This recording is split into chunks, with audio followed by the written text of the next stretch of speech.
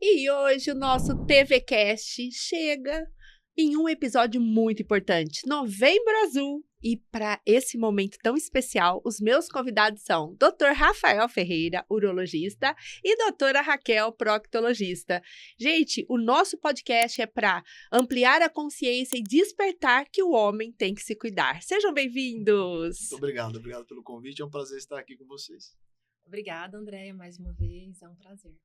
É um assunto polêmico. O homem, ele tem, uma diferença da mulher. A mulher se expõe mais, ela fala mais, até mesmo das suas emoções, das situações do dia a dia. O homem já é mais, vamos dizer assim, encolhidinho, tímido. E é um momento que a gente tem que falar da saúde masculina, da prevenção do câncer de próstata e tantas outras situações que a gente aproveita para tratar aqui, trabalhar no Novembro Azul. Doutor, você que é um especialista no assunto, urologista, o que você tem a dizer nesse primeiro momento para quebrar esse paradigma e abrir a consciência que os homens têm que procurar os exames, enfim? Sim, eu creio que ainda existe muito tabu, né, perante essas questões do cuidado do homem com a sua saúde de maneira global, e principalmente quando fala de ir ao urologista. Isso já gera um certo incômodo de achar que eles vão lá a nós, né, somente para fazer aquele tão temido exame do toque retal. Sim. E não é só isso, a gente avalia um contexto totalmente geral da saúde do homem, né. É claro que o Novembro Azul é voltado para os cuidados com a saúde da próstata, principalmente o enfoque nas questões do câncer de próstata, mas o homem precisa entender que a ida dele para procurar uma ajuda não vai fazer com que ele seja menos homem, né? Não vai tirar dele a virilidade, mesmo o exame do toque retal. Isso não vai deixar que ele seja menos homem por isso. Na verdade, ele vai estar sendo muito mais homem em procurar ajuda e se conscientizar que se ele tiver algum problema, a gente consegue resolver. Né? Então, acho que esse tabu ele tem se diminuído aos poucos, mas ainda existe bastante. A nova geração não tem esse tabu, né, doutora? A gente percebe nos jovens que eles já têm uma consciência e que tá tudo bem. Sim. Agora, os mais velhos, aí já tem uma resistência maior, não é isso? Ah, isso sim, né? Tem aqueles que são mais rústicos, né? Sim. Um pouco mais sistemático quanto a isso daí. Mas claro que a gente sempre orienta a fazer, a gente nunca vai forçar ninguém a fazer nada do que não queira, mas faz parte do rastreio, faz parte do acompanhamento e claro que se a gente descobrir através de um exame tão simples como esse, né, que eu creio que a Raquel também faz muito desses exames no consultório perante a especialidade dela e que traz para a gente grandes informações, né, e leva a gente também a buscar os tratamentos mais adequados perante aquele diagnóstico inicial. Existe uma confusão aí, urologista, proctologista, quem é que devem procurar em Novembro Azul para fazer o seu exame e detectar aí antecipadamente uma situação de câncer, e a gente sabe que quando pega no início é mais fácil, não é mesmo? Isso mesmo. André, então, vamos lembrar que a próstata, ela fica atrás do reto. Então, para a gente examinar a próstata, a gente faz o toque retal, né? Nesse Novembro Azul, o enfoque é com relação à próstata, né? Então, o médico que deve ser procurado é o urologista. Mas a gente deve lembrar também, aí, especialmente para os maiores de 40, 45 anos, de outros problemas de saúde, né? E um deles, os problemas proctológicos do ânus, que também vão ser examinados aí com o toque retal. E também tem que quebrar um paradigma. Por isso que é importante o uro e a procto aqui, porque abre os horizontes, né? Sim. O teu volume de paciente lá, qual que é a idade que hoje se procura um urologista com tranquilidade? A partir dos 40 anos, hoje os pacientes têm buscado bastante, até pacientes mais novos, assim, né? Acho que essa conscientização, a questão da mídia social, né, traz muita informação hoje. Então, muito fácil você pegar o celular e buscar, né, pelo seu médico, pelo problema que você tem, e às vezes alguns até trazendo a solução já para eles, né, daquilo que eles precisam fazer. Então, eu creio que a partir dos seus 40 anos, os pacientes têm buscado bastante. Fora que as mulheres também levam seus companheiros, né? Sempre que chega um homem e a mulher, eu já imagino, falo assim, foi ela que marcou. A mulher que né? levou. Com certeza a mulher vai à frente. Vai, Exatamente. muito comum. Inclusive na prócta, né? Doutor, e para esse Novembro Azul, para a gente ampliar um pouquinho esse bate-papo, quais são os riscos do câncer de próstata? Então, a doença do câncer de próstata, eu costumo falar para pacientes que é uma doença silenciosa. Então, inicialmente, você não tem nenhum tipo de sintoma que possa trazer para você uma preocupação. Claro que se os sintomas aparecerem, como sangramento na urina, uma dor pélvica, isso tudo pode disponibilizar para o paciente algo como uma doença já avançada, né? Então, por isso que o rastreio é importante. Creio que também nas questões do câncer de cólon, o rastreio é importante para você diagnosticar precocemente, antes que os problemas que essa doença podem acarretar de maneira avançada são enormes, né? E aí você consegue fazer um tratamento precoce, evitando com que essa doença progrida. Então, tem que tomar um cuidado com isso. Às vezes não tem sintoma algum. Nossa, é silencioso. Exato. Doutora, e lá? Em relação ao câncer de intestino, vamos falar isso. Existe algum sinal ou algum, assim, estado de alerta para que esses homens possam buscar uma consulta? Até existe, né, Andréia? A gente acompanhou agora o caso da Preta Gil, que teve alteração do hábito intestinal, fezes mais finas, sangramento nas fezes, mas geralmente quando dá sintoma já está no estágio muito avançado, que foi o caso dela, né? Às vezes comprometendo estruturas adjacentes, com metástases. Nesse momento, a cura é difícil, né? Os índices de cura são pequenos. E é isso que justifica a prevenção, é você detectar no estágio inicial ou, no caso do câncer de reto e cólon, detectar antes de virar câncer, né? Ao contrário da próstata, que o objetivo é identificar lesões em estágios iniciais, no caso do câncer de intestino, a gente objetiva detectar os pólipos, que são as lesões pré-câncer, as lesões precursoras. O objetivo é não ter um câncer, né? Por isso que a gente orienta os pacientes assintomáticos a procurarem. E tem consulta de rotina, isso uma vez por ano? Consulta de rotina. A orientação é acima dos 45 anos para todos, homens ou mulheres, ou aos 40, se teve algum parente de primeiro grau com história de câncer, né, de intestino, ou até antes, caso o parente teve numa idade muito precoce, né, 10 anos antes da idade do familiar. É importante, né? A gente precisa trazer informação. Por isso que eu acho que o podcast é tão interessante, porque traz muito conhecimento, informação, e geralmente as pessoas não sabem. Por exemplo, existe o exame de sangue, e aí tem assim, eu vou fazer exame de sangue porque eu evito o toque retal. Não é isso, doutor? E não é exatamente isso, né? Não, com certeza não. A gente, até recentemente, no último Congresso de Paulista de Urologia que teve uma sessão tão interessante lá que lotou assim, a sessão, que era fazer ou não fazer o toque retal, né? Então, isso daí chamou muita atenção, só daqueles médicos mais jovens e aqueles médicos mais antigos, vamos dizer assim. Mas é unânime que ainda os urologistas ainda fazem o toque retal. Pode ser que não todos, né? Às vezes até você recebe pacientes que vêm só com PSA, pode ser que a grande maioria deles façam. Mas o que a gente tem de orientação, assim como a parte da proctologia? Pacientes que não tenham nenhum histórico familiar, né, que não sejam negros, eles vão fazer o exame do PSA, que é o exame de sangue, mas eles precisam fazer o toque retal também. Agora, aqueles pacientes que são afrodescendentes, são negros, que têm um histórico familiar positivo em parentes de primeiro grau, de segundo grau, que tiveram câncer de próstata, ou que tem uma alteração genética de um gene chamado BRCA, que pode ser um gene associado também ao câncer de mama, eles precisam fazer o toque retal e o PSA a partir dos 45 anos. E por que essa diferença? Essa diferença ela existe porque aqueles pacientes que têm essa idade mínima, que têm um histórico familiar, que sejam negros ou que têm um antecedente genético, o risco deles desenvolverem um câncer de maneira precoce e agressiva é muito maior. Tá? Então, esses precisam ser antes. Agora, aqueles que não tenham nada disso, a partir dos seus 50 anos é necessário que ele vá ao urologista, faça um toque, faça o PSA e não fique só ali fazendo o exame de sangue, né? Isso uma vez por ano? Isso uma vez por ano. Rotina anual a gente faz. É como a mulher, né? Consultas de rotina, no GO, sempre uma vez por ano. Os homens deveriam seguir essas regras também. Sim, com certeza. Mas não segue mesmo, né, doutora? Não segue. Mas aí vocês levam a gente, né? Leva os maridos, leva os companheiros todos, e é muito comum isso acontecer, né? A esposa, vocês se preocupam muito, né? Sim. A mulher tem a sua primeira menstruação e logo a mãe leva ela lá ao ginecologista, né? Agora, os homens são mais difíceis, né? A gente vê que os adolescentes vão, às vezes, a gente por outras questões, às vezes por questões de fimose, por exemplo, né?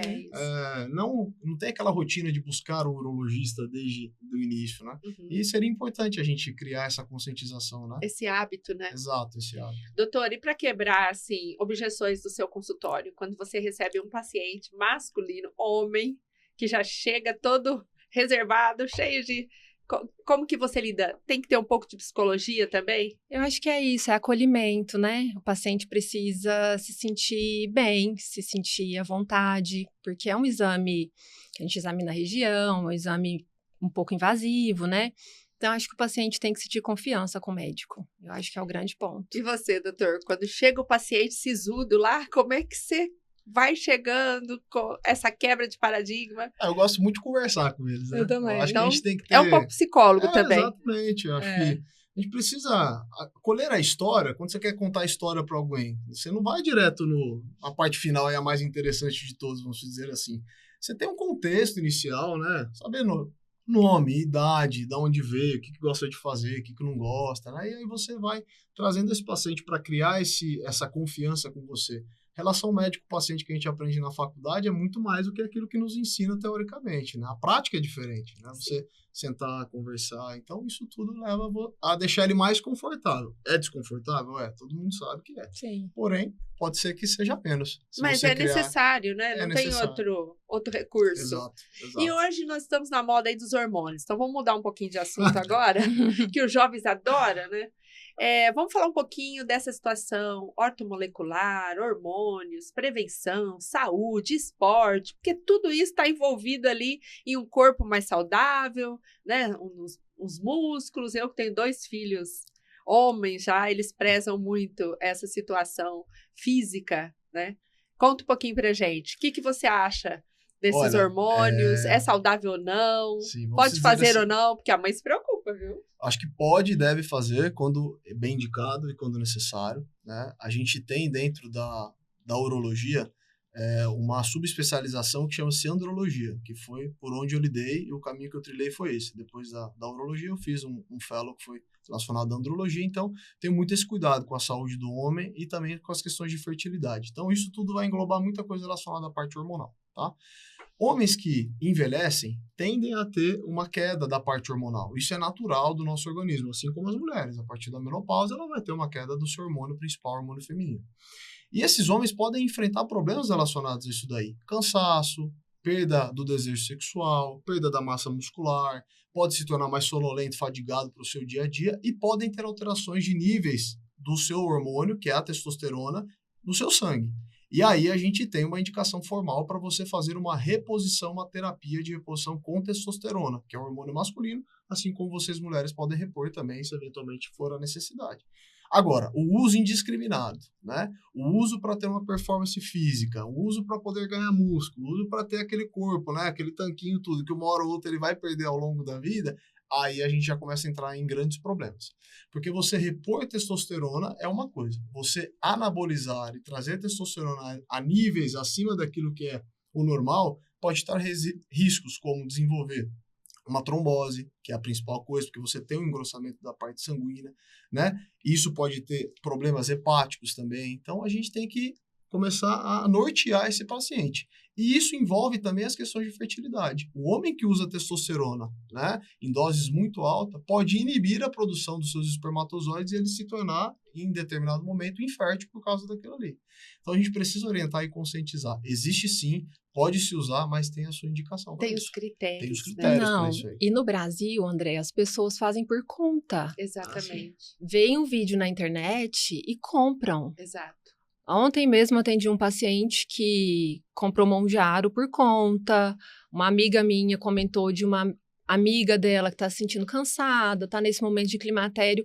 Ela, eu posso passar o meu estrógeno subdérmico para minha amiga? Eu falei, não. Tem que ter uma consulta. Tem que ter uma consulta, faça com acompanhamento médico. Eu acho que se for um especialista, né, que sabe o que está fazendo, ok. Agora por conta não dá. Aí você entrou num assunto que eu já ia te perguntar. Monjaro tá na moda e o pessoal tem tomado por conta. Exatamente. Sem acompanhamento, compra pela internet. Tá todo mundo magro. Chegamos na era da magreza agora, né? Só não tá magro quem não tem dinheiro, né? Quem não tem dinheiro. Agora conta pra gente os riscos do Monjaro.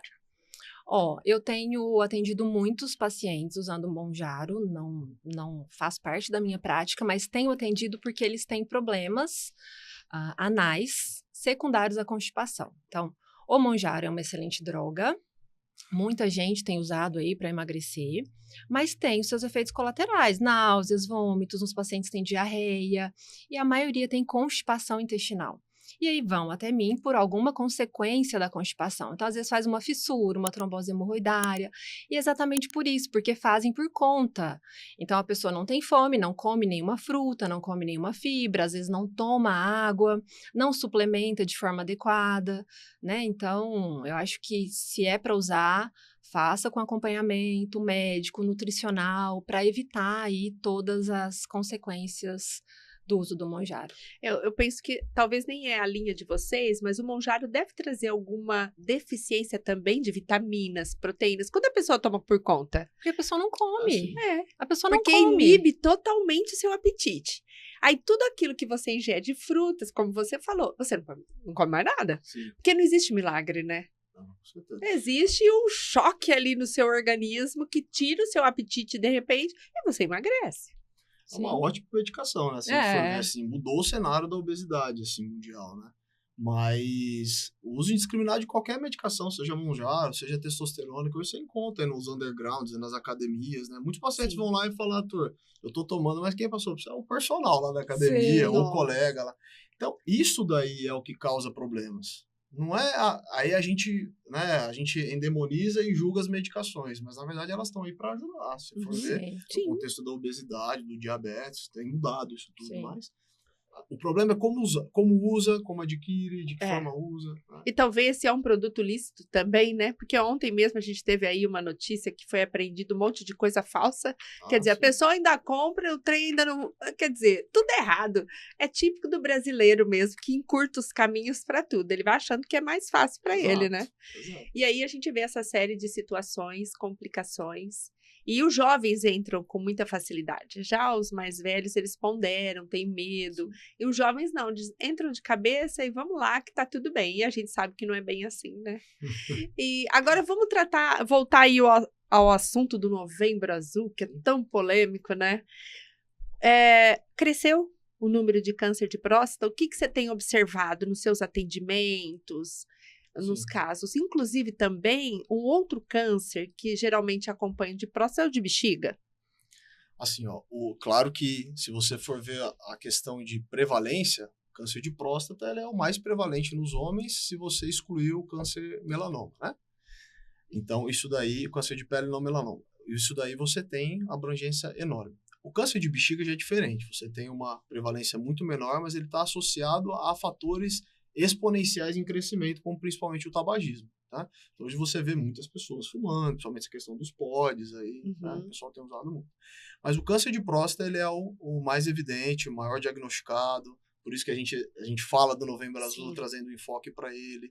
Então, a gente tem sim um número grande dentro do consultório de pacientes que nos acompanham com câncer de próstata, em rastreio, em tratamento, em pós-tratamento, em segmento. Então, isso daí, o urologista tem no seu consultório, seja eu, seja qualquer outro colega. Mas esse número tem sido uma crescente?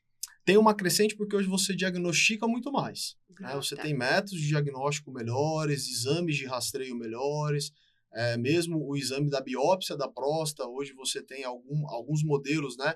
Vamos dizer assim, com maior tecnologia para diagnosticar lesões pequenas, né, lesões que são indeterminadas, lesões em lugares que muitas vezes de maneira convencional você não conseguiria. Então hoje você consegue ter um diagnóstico melhor e o tratamento também muito melhor. Então por isso você acha que teve essa crescente. Na certeza. Verdade já existia, sempre existiu. Já existia. Tanto que existem algumas sociedades que às vezes nem preconizam a questão do rastreio pelo medo de muito diagnóstico e de um tratamento às vezes desnecessário, vamos dizer assim. Então ainda tem muito vieses assim dentro dessas questões. Me corrija, né, se eu tiver, mas o câncer de próstata em uma determinada quantidade de pacientes, ele é indolente, né? Então, antigamente, as pessoas morriam de outra coisa e não sabiam que tinham câncer de próstata. Nossa. É esse viés que ele está comentando, né? Então, tá aumentando por quê? Porque as pessoas fazem mais PSA, faz mais toque. Então, tem um diagnóstico maior, não é isso? Mas é uma pequena porcentagem desses que são aqueles agressivos, né? Que causam metástase. E é esses que preocupam. Exatamente, é isso mesmo. Então, a gente tem que trazer esses pacientes para fazer o rastreio, tentar identificar e, quando identificar, promover um tratamento, que nem sempre, imagine-se que é com cirurgia, com radioterapia. Hoje você tem tratamentos de acompanhamento vigilante, que a gente chama de vigilância ativa para cânceres de próstata que são de baixo risco, de muito baixo risco. E hoje algumas sociedades também preconizam riscos intermediários do problema. Quando a gente fala esses riscos, é risco do paciente se desenvolver doenças fora da próstata, que são as metástases, né? Então, você consegue ter esse tratamento menos invasivo, vamos dizer assim, né? Aí você não faz um hipertratamento na sociedade. Não causa aquele impacto econômico que a gente sabe, né? Que é difícil. E os efeitos colaterais, né? O tratamento. A maior preocupação do tratamento dos homens do câncer de próstata é com as questões urinárias, da perda de urina, e com as questões da parte sexual, né? Que desenvolve uma disfunção erétil no tratamento, seja com radioterapia, seja com tratamento por cirurgia, seja no pós-tratamento com uma hormonioterapia também. Então, tudo isso daí é o que mais preocupa. É o que mais eles se recuam. Não quero nem saber, porque se eu souber vai me causar um dano maior. Tipo assim, né? Vamos dizer, é uma certa ignorância. Por isso que a gente traz esse bate-papo para estar desmistificando. Isso mesmo. Doutora, agora para hemorroidas tem um tratamento a laser. Conta um pouquinho para a gente aí essa modernidade que chega, que evita uma série de situações, que é bem mais prático, para também a gente quebrar esse paradigma nos homens, né? E tem tudo a ver com isso de procurar de forma mais precoce, né? Porque antigamente a gente tinha um tipo de cirurgia para hemorroida, que é aquela de cortes, que doía muito, pós-operatório muito difícil. Então, o paciente muitas vezes não procura porque sabe que a cirurgia seria essa cirurgia agressiva, né? E hoje a gente tem várias tecnologias, não só laser. Então, a gente tem cirurgia de hemorroida sem cortes, tem o laser, tem técnicas que a gente chama de PPH, são todas tecnologias que dão para o paciente um pós-operatório muito melhor, muito mais confortável. Mas a maioria dessas cirurgias, a melhor indicação seria para um caso não tão avançado, né? Quando a hemorroida chega naquele grau 4, que é o estágio final, a cirurgia de cortes ainda é a melhor. Por isso que é interessante, né? Inclusive com relação aos homens, a gente nota essa diferença de perfil. O paciente ali com 50, 60, 70 anos, é aquele paciente que foge do médico, não quer ir. E quando chega, tá com um estágio muito avançado de doença hemorroidária, né? Então, vários mamilos muito avançados, que às vezes não dá nem para usar tecnologia de uma forma muito adequada, né?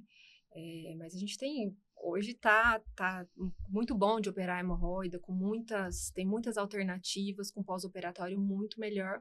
Mas procurem cedo, né? Procure um médico cedo para a gente já propor um tratamento melhor e eficaz com pós-operatório quase que indolor. Não, eu fico pensando no sofrimento que esse paciente arrastou por longo de anos e anos por um preconceito, né? De estar indo procurar ajuda. E é isso, a dor, o incômodo. É terrível, gente. Aí não vai porque tem medo. Aí quando chega lá já tá no estado do que vai sofrer ainda mais. Porque Imagina que a cirurgia vai ser ali 5, 7 dias de mais desconforto. Mas o que é uma vida tendo várias crises ao longo do ano?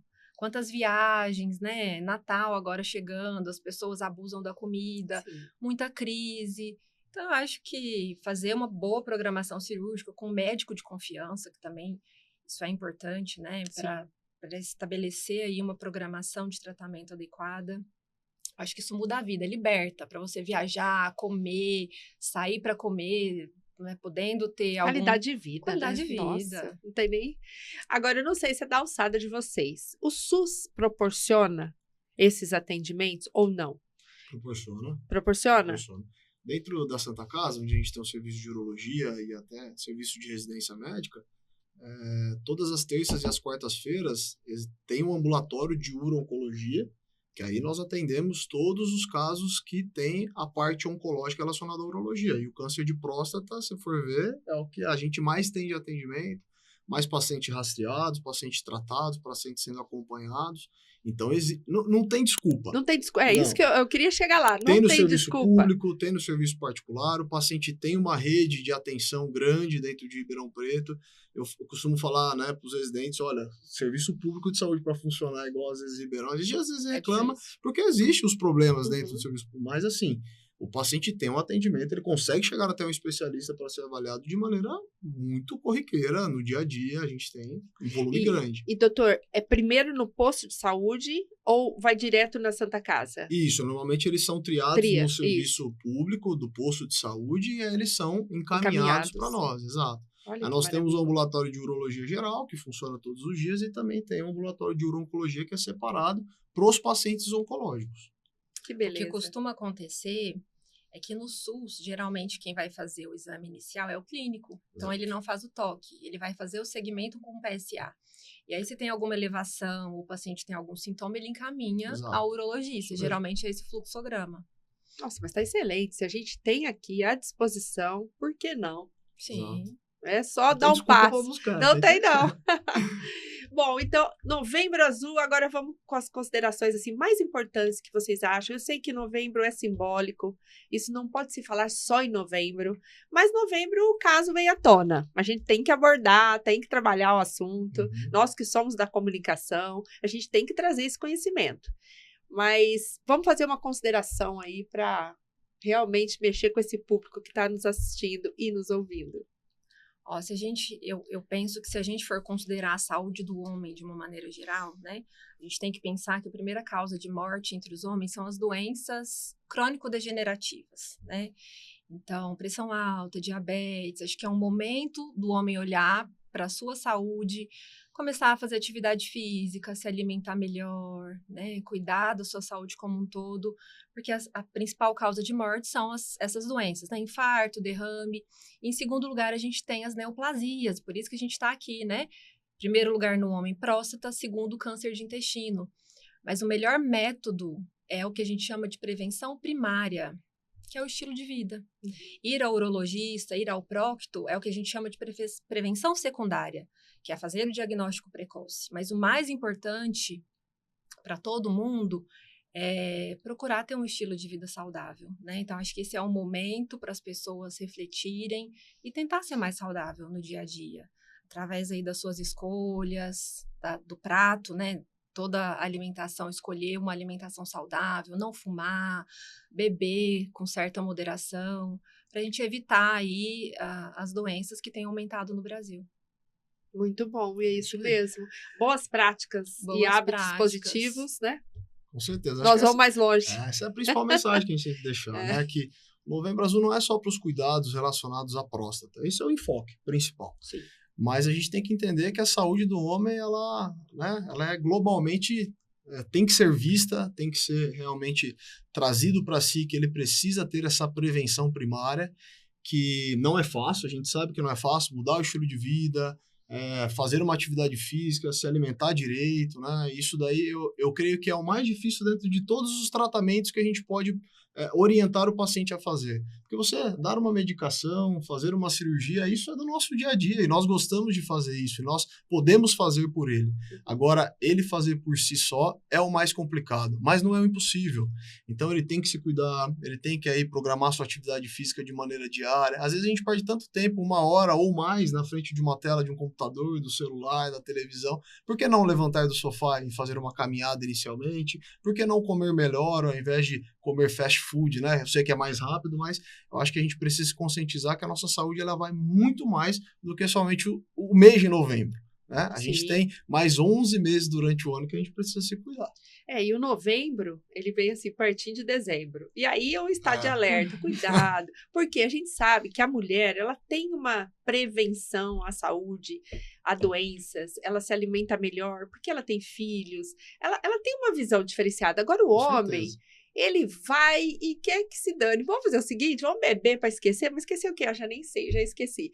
Então, eu acho que essa conscientização de tirar o homem desse lugar e trazer ele para uma vida mais equilibrada, emocionalmente, fisicamente e espiritualmente também. Aí eu vou entrar com você nesse assunto. Porque eu sei que você gosta e fazemos parte até da mesma comunidade, né? E traz um pouquinho a importância também de se olhar para isso. Acho que a gente tem que ter equilíbrio na vida, né? E não só com a questão da saúde física. A gente precisa estar muito bem equilibrado das questões mentais, porque hoje cresce muito as questões das doenças mentais, e a gente precisa estar equilibrado espiritualmente, independente da religião que você tenha. né? Eu creio que acreditar em algo superior traz para você uma consciência que tem sempre alguém cuidando de você. Tem sempre alguém olhando por você, tem sempre alguém disposto a questão a falar contigo, a trazer para você aquilo que é o caminho que você precisa trilhar, porque às vezes a gente se encontra muito perdido nas questões do dia a dia, preocupações dentro de casa, com a família, com a sua saúde em si, mas a gente tem que entender que às vezes a gente precisa dar uma pausa, porque tem sempre alguém cuidando de você, a todo momento, a todo segundo. Então, para mim ter essas questões da fé e da espiritualidade, desde mais pequenininho, criança, foi importante para mim criar uma base de cuidado com outras coisas, de entender que aquilo que eu sou, de entender que o meu corpo e a minha vida é um presente que eu ganhei, que eu preciso cuidar. Então, essa prevenção primária, eu tento fazer todos os dias, porque eu sei que tem alguém olhando por mim e cuidando de mim e que me deu um baita de um presente, que é a minha vida. Olha aí, que lindo, hein? Que lindo. Eu penso que a espiritualidade anda junto, né? Primeiro a espiritualidade, depois a gente vem com o aspecto da mente, de uma mente saudável, e depois um físico. Os 3 pilares que sustentam o ser humano, não é mesmo, doutora? É isso, se o físico não tá bem, sua mente não tá bem. E o contrário, né? Se você tá com alguma questão psicológica, seu corpo vai sofrer. E a gente tem tantas notícias ruins, né? Bombásticas aí, se a gente não tiver esse equilíbrio entre esses 3 pilares, a gente pira. Com certeza. Então, eu quero agradecer ao Dr. Rafael. Gostaria que você deixasse aí os seus contatos, onde as pessoas te acham, né? Você tem um podcast também, então pode fazer o anúncio dele para o pessoal te seguir. Gente, muito obrigado. Foi um prazer estar aqui com vocês. Acho que é um bate-papo muito legal, né? Às vezes vem meio engessado, será que vai perguntar ou não, mas foi ótimo estar aqui com vocês. Muito obrigado pelo convite. Quem quiser me encontrar, tem minha rede social, o Instagram, Dr. Rafael Henrique. Tenho também o TikTok, tenho o Spotify, canal no YouTube. Recentemente iniciei esse projeto, que é o meu podcast, que é o Pode Ser. Então, a gente pode ser muito melhor em várias áreas da nossa vida, seja mental, espiritual ou física. Então, é um prazer estar aqui e espero outros convites, porque é muito bom estar aqui com vocês. Muito obrigada. Doutora Raquel. Obrigada de novo, mais uma vez, André. É um prazer estar aqui com você, tá? Pode me encontrar no Instagram, Procto Raquel Coelho, e quem precisar de consulta e gastroprocto, lá no Alto da Boa Vista. Muito obrigada e que tenhamos um ótimo Novembro Azul. Né? E para você que nos acompanhou, o link vai estar lá no Momento da Família, no nosso canal no YouTube, e também vamos entrar todo mês de novembro, às terças-feiras, com pedaços desse podcast como TVcast, para você aí tirar suas dúvidas, mas assista inteiro, compartilhe, curta esses médicos que estão aqui com a gente, que são experientes e trouxeram informações super importantes. Muito obrigada e até o próximo episódio. Tchau, tchau!